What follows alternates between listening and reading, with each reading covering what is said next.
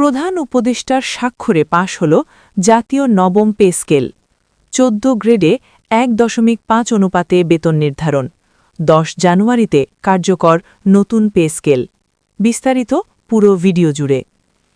আসসালামু আলাইকুম। নবম পে স্কেল নিয়ে সকল ধরনের খবর পেতে আমার এই চ্যানেলটি সাবস্ক্রাইব করে রাখুন আর ভিডিওতে একটি লাইক দিন।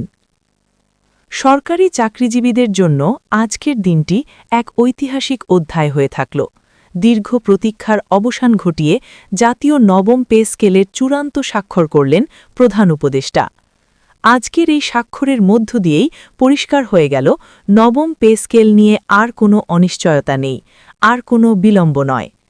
আজ যমুনা ভবনে অনুষ্ঠিত গুরুত্বপূর্ণ বৈঠকে নবম পে স্কেলের সব দিক চূড়ান্তভাবে পর্যালোচনা করা হয়।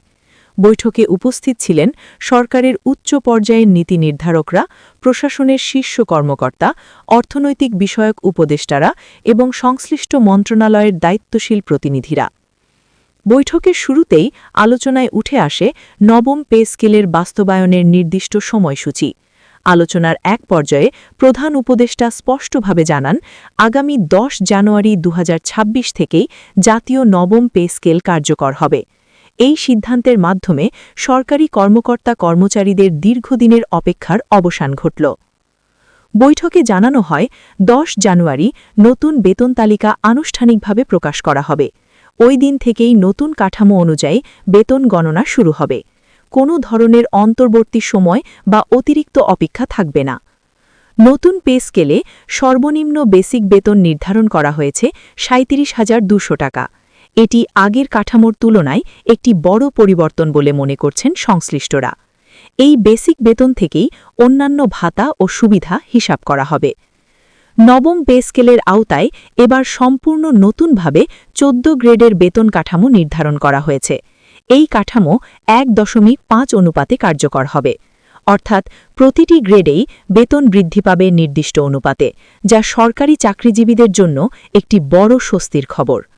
বৈঠকে আলোচনায় উঠে আসে এই পে স্কেল প্রণয়নের সময় বর্তমান বাজার পরিস্থিতি, দ্রব্যমূল্যের ঊর্ধ্বগতি, জীবনযাত্রার ব্যয় এবং কর্মচারীদের দায়িত্বের বিষয়গুলো বিশেষভাবে বিবেচনায় নেওয়া হয়েছে। সরকারের পক্ষ থেকে জানানো হয়, এই কাঠামো বাস্তবসম্মত এবং দীর্ঘমেয়াদী কার্যকর থাকবে। প্রধান উপদেষ্টা বৈঠকে বলেন, এই পে স্কেল শুধু বেতন বৃদ্ধির বিষয় নয়, এটি সরকারি কর্মচারীদের মর্যাদা ও আর্থিক নিরাপত্তার সঙ্গে সরাসরি সম্পর্কিত। তাই সরকার এই সিদ্ধান্ত বাস্তবায়নে কোনো ধরনের আপোস করবে না। বৈঠকে আরও জানানো হয়, নতুন পে স্কেলের সঙ্গে সামঞ্জস্য রেখে অন্যান্য ভাতা ও সুযোগ সুবিধা পর্যায়ক্রমে সমন্বয় করা হবে, যাতে নতুন বেতন কাঠামোর পূর্ণ সুফল কর্মচারীরা বাস্তবে অনুভব করতে পারেন। উচ্চ পর্যায়ের নীতি নির্ধারকরা বৈঠকে একমত পোষণ করে বলেন, নতুন পে স্কেল কার্যকর হলে দেশের সরকারি প্রশাসনিক কাঠামো আরও শক্তিশালী হবে। একই সঙ্গে কর্মচারীদের কাজের প্রতি উৎসাহ ও দায়িত্ববোধ বাড়বে। আজকের বৈঠকে একটি বিষয়ে বারবার জোর দিয়ে বলা হয়, এই পে স্কেল আর পিছিয়ে যাবে না। অতীতে যেমন তারিখ পরিবর্তন বা সিদ্ধান্ত ঝুলে যাওয়ার ঘটনা ঘটেছে, এবার সেরকম কিছু হবে না। ১০ জানুয়ারি চূড়ান্ত এবং অপরিবর্তনীয়।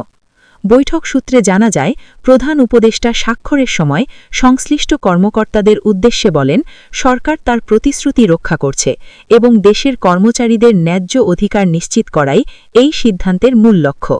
নতুন পে স্কেল কার্যকর হওয়ার ফলে দেশের লাখ লাখ সরকারি কর্মকর্তা কর্মচারীর জীবনযাত্রায় ইতিবাচক পরিবর্তন আসবে বলে আশা করা হচ্ছে। অর্থনীতিবিদদের মতে এর প্রভাব জাতীয় অর্থনীতিতেও পড়বে, কারণ কর্মচারীদের ক্রয় ক্ষমতা বাড়বে। বৈঠক শেষে জানানো হয়, নতুন বেতন কাঠামো বাস্তবায়নের জন্য সব মন্ত্রণালয় ও দপ্তরকে প্রয়োজনীয় নির্দেশনা দেওয়া হবে, যাতে কোনো দপ্তরে বেতন বাস্তবায়ন নিয়ে জটিলতা বা বিভ্রান্তি তৈরি না হয়। সব দিক বিবেচনায় বলা যায়, আজ ৪ জানুয়ারি ২০২৬ জাতীয় নবম পে স্কেলের ইতিহাসে একটি গুরুত্বপূর্ণ দিন। আজকের স্বাক্ষরের মধ্য দিয়েই শেষ হল দীর্ঘ আলোচনা, অপেক্ষা ও অনিশ্চয়তা। এখন শুধু সময়ের অপেক্ষা। আগামী ১০ জানুয়ারি যখন নতুন বেতন তালিকা প্রকাশের মাধ্যমে নবম পে স্কেল বাস্তবে রূপ নেবে।